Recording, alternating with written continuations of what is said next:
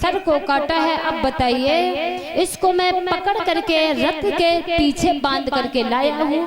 अब आप बताइए, क्योंकि आप बच्चे की माँ हैं, आपका पूरा फर्ज बनता है, जब आपके पुत्रों को सर को काटा है तो आप बताइए। भगवान की लीला परम अपार है। प्रभु ने वहीं पर दूसरी चाल चल दी है और द्रौपदी ने अर्जुन से जवाब दिया है। वैसे तो परीक्षित जी, दूसरी स्त्री पर किसी पुरुष ने दृष्टि डाली है, और दूसरी बात है, जो पराये धन की चोरी करता है, जो गलत चलता है, उसको मार देना कोई दोष नहीं हुआ करता है। ये वेद भी कहता है, ऐसे पापी को मार देना ही अति आवश्यक है। द्रौपदी ने खुले शब्दों में कह दिया है, अर्जुन तुम ऐसा करो,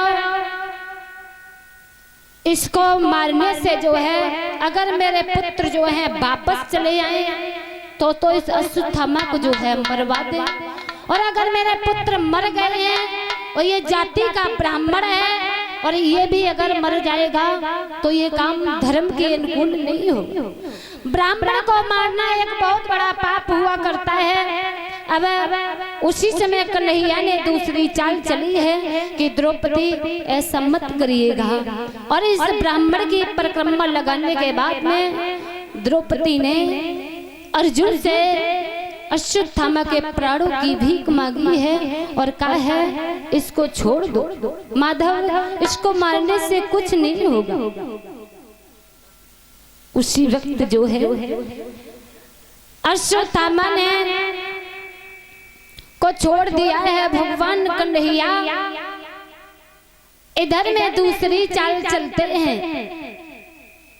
जब दूसरी चाल क्या चलते हैं, भगवान ने उस अश्वत्थामा के मणि को निकाल लिया है, निकाल करके उसे चोरी की भांति छोड़ दिया है, भाग करके गया है। इधर में अर्जुन की पत्नी उत्तरा जो रहे, उन दिनों गर्भवती रही,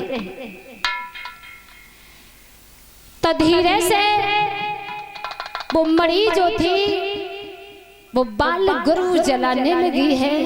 जब जलाने लगी है तो धर्म पत्नी भगवान कन्हैया से प्रार्थना करने लगी है कि हे प्रभु, अब मेरे हृदय में अग्नि की उज्ज्वला जल रही है, आप प्रभु ऐसा करिए, हमारे जो गर्भ में बालक पल रहा है उसके प्राणों को बचा लीजिए। और चीखती हुई द्वारकापुर कन्हैया से प्रार्थना करने लगी है, प्रभु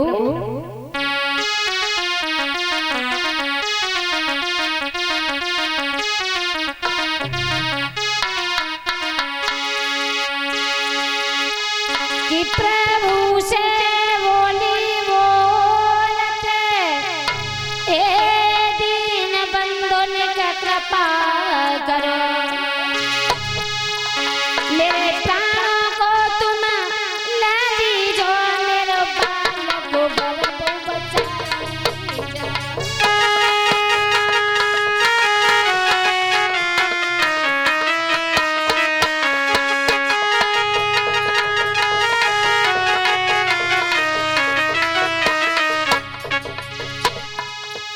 बोली है लो करके बोली उत्तरा भी, ए प्रभु हमें बचा लीजो, मेरे प्राणों को ला लीजिए, मेरो बाल को ला बचा लीजिए।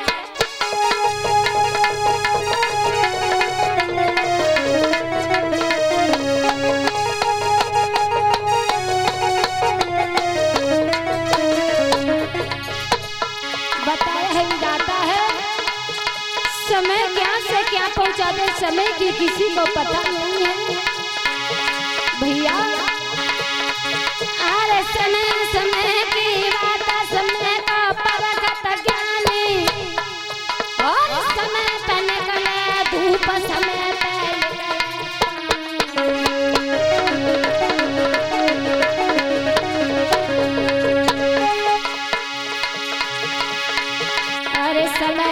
संग समय सत्संग समय सत्संग करावे आर समय पे होवे मिलन समय बिछुड़ा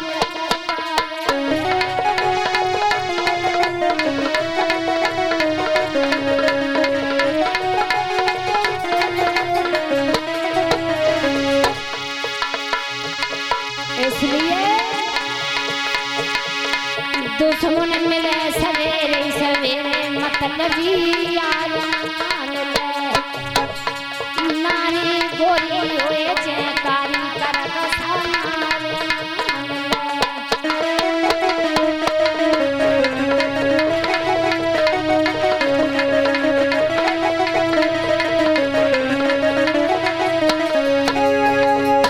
मेरे भैया उसी वक्त जो है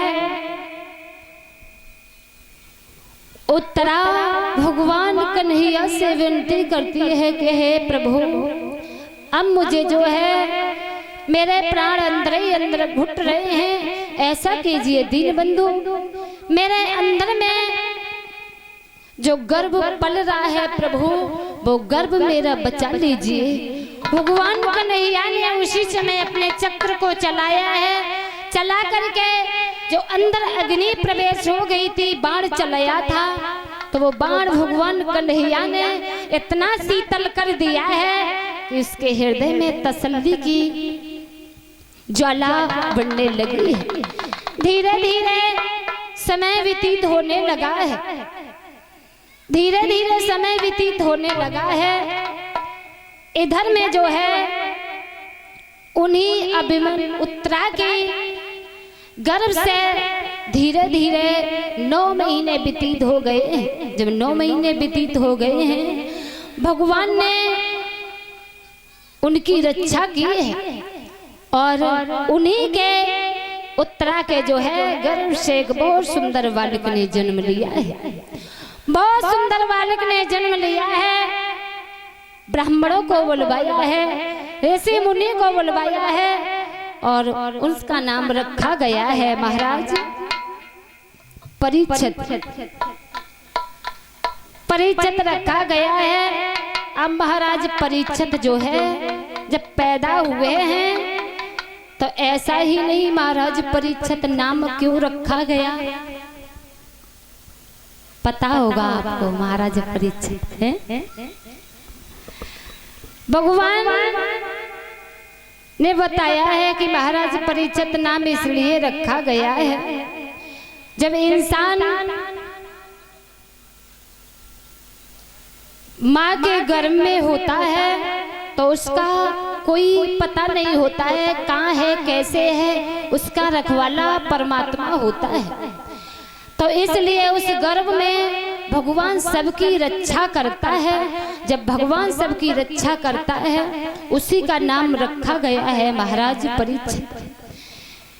कितनी मुसीबतें झेली है महाराज परीक्षित ने तो भगवान ने उसका बाल बाकी नहीं होने दिया है। अब इधर में परीक्षित थोड़े सियाने हुए हैं। जब परीक्षित थोड़े सियाने हुए हैं तो वह समय कौन सा था, बहुत सुंदर समय था। एक बार महाराज परीक्षित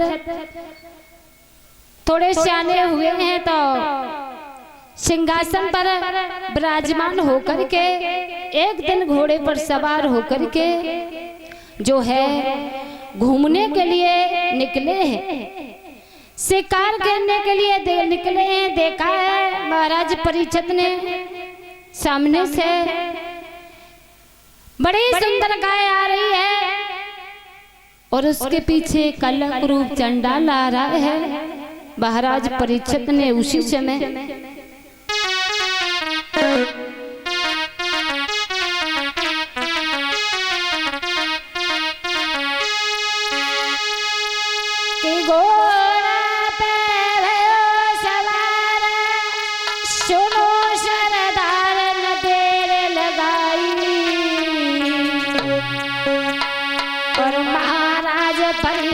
पहुंचे विकट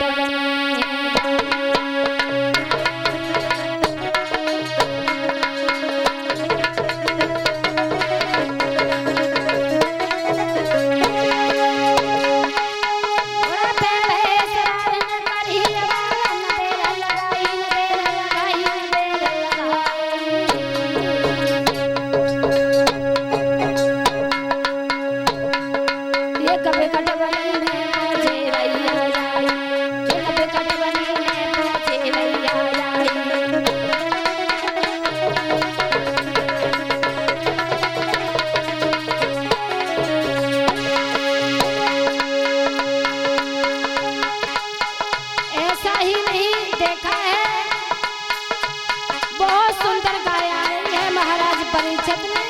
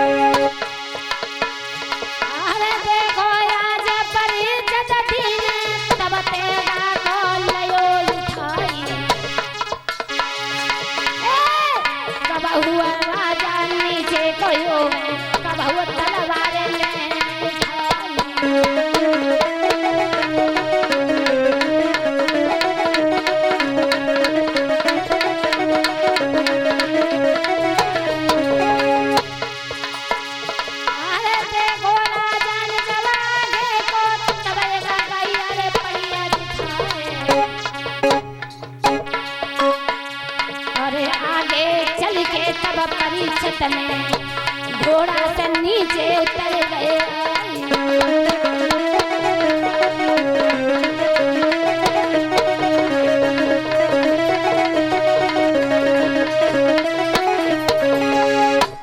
उसी समय जो है महाराज परीक्षित घोड़े पर सवार होकर के चले हैं तो नीचे उतर करके देखा है बड़े दिल्ली नरेश महाराज परीक्षित जो है देखते ही रह जाते हैं, कहने लगे ये कौन है। जवाब दिया है जैसे ही म्यान से तलवार निकाली है महाराज परीक्षित ने, उसी वक्त ऐसा ही नहीं तेगा उठाया है तो नीचे को तलवार पड़ी की पड़ी रह जाती है, पीछे से पकड़ ली और जवाब दिया है। सुनो महाराज परीक्षित, ये तलवार जो है तुम किसके लिए उठा रहे हो? बोले हैं मुझे लग रहा है तुम्हें मारने के लिए तलवार उठा रहे हैं। महाराज ठहरिए, ये तलवार जो है आप उठा रहे हैं नीचे कर लीजिए। जवाब दिया है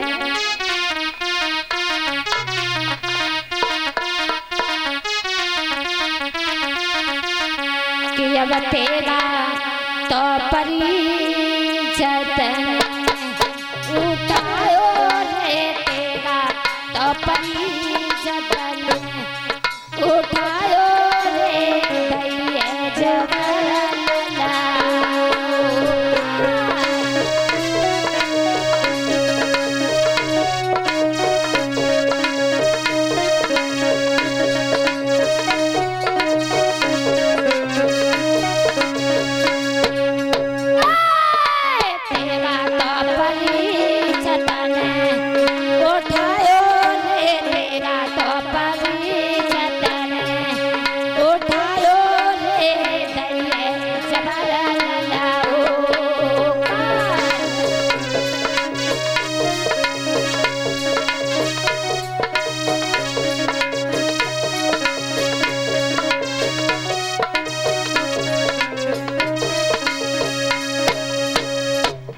मेरे भैया तलवार को उठा लिया है। उठाने के बाद में जैसे ही सामने से जो है कांपती हांफती से एक गाय आ रही थी और उसके पीछे एक काला करूप चंडाल आ रहा था।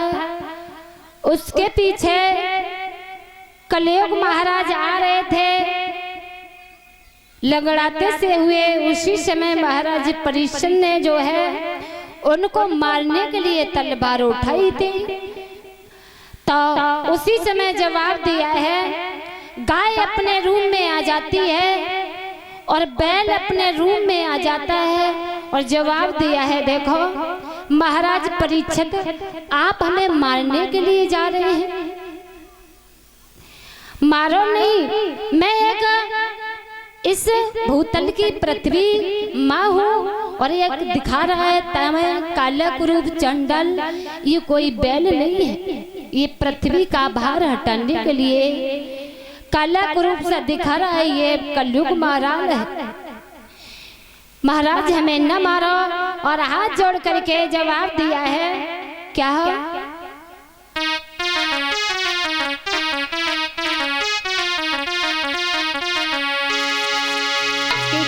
पति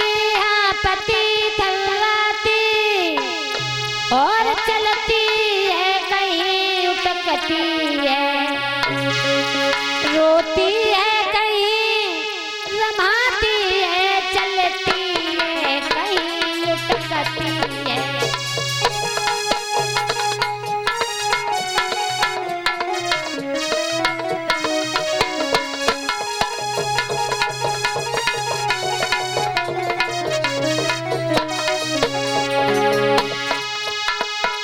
जवाब दिया है